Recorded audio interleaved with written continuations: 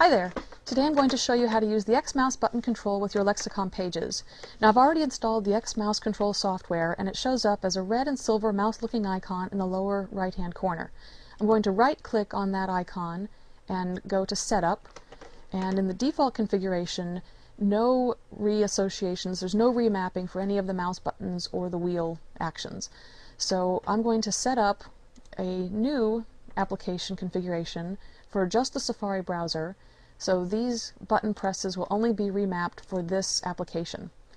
I'm going to start by selecting a simulated keystroke for the left mouse button.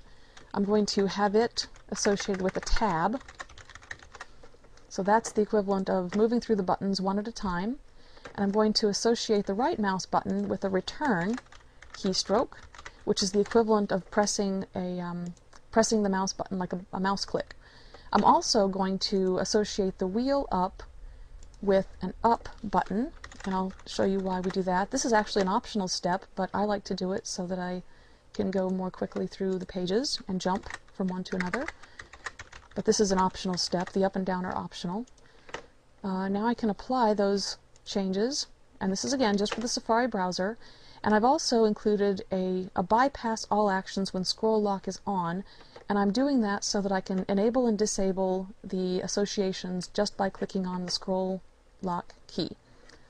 So let's close out, and they do not take effect immediately. You have to close out of the application and come back in again and turn on the scroll key. Okay, it's not working, so close out, come back in,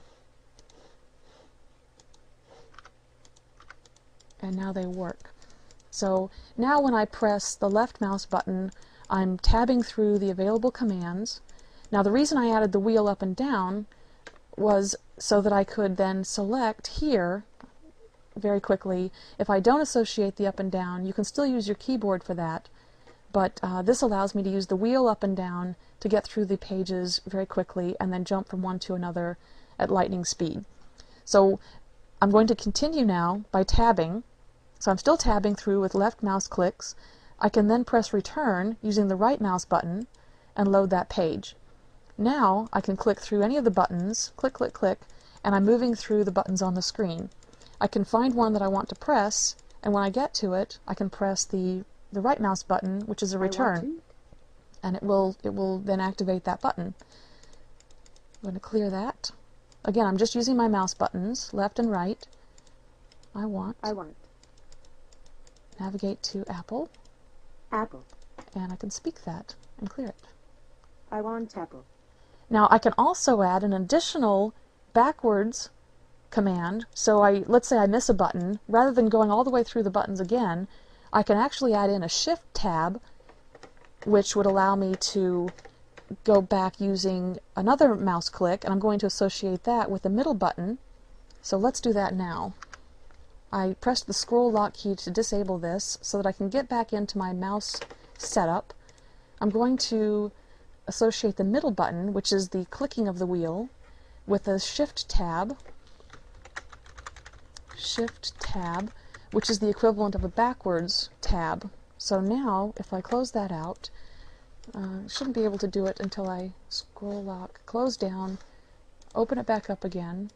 Alright, now if I click on the wheel, I can actually go backwards through the keys. So that's a more advanced option, but it's something that might be useful to someone who has that ability to go backwards through the buttons just as easily as they go forwards through the buttons. So again, I'm only using mouse clicks, the left mouse button, the wheel click, and the right mouse button to navigate through and activate the pages. And that's it. Thank you very much.